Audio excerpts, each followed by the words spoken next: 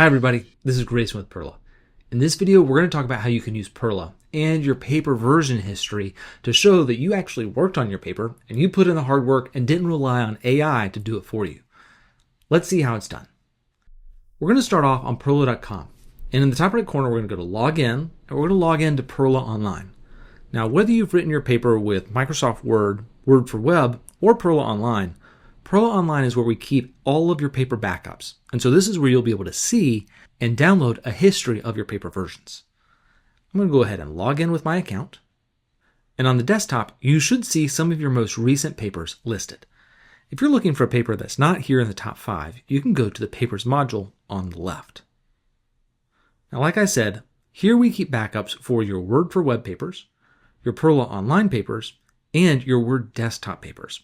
Anywhere you're writing a paper using PERRLA, we're going to keep a backup of it for 30 days in case something catastrophic happens, and that way you have different versions that you can continue to work with. Let's start off by looking at PERRLA Online papers. I'm going to open up the history of Bigfoot in the American Northwest just by clicking on the row. Once the paper opens, I can go to the Overview tab.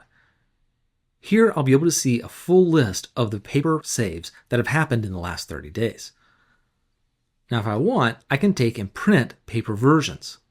When I click this, it's going to open up a print dialog box and just show the paper version history that I have for this document.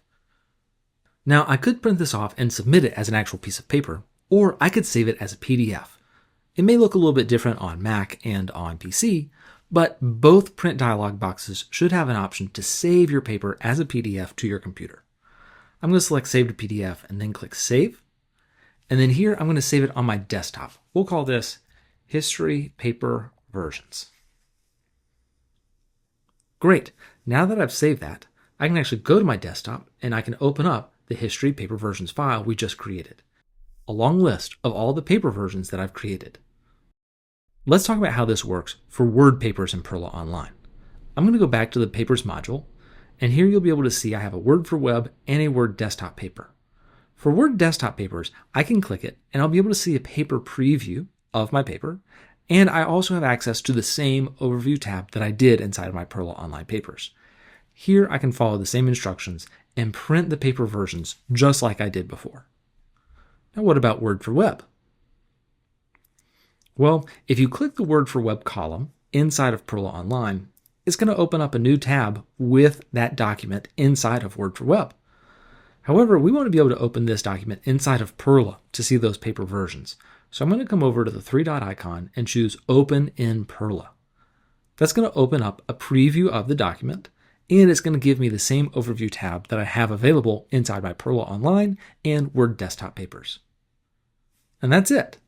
That's how you can get a paper version history and submit it to your professor as proof that you actually did the hard work. Now, if you have any questions about this or anything else, don't hesitate to reach out.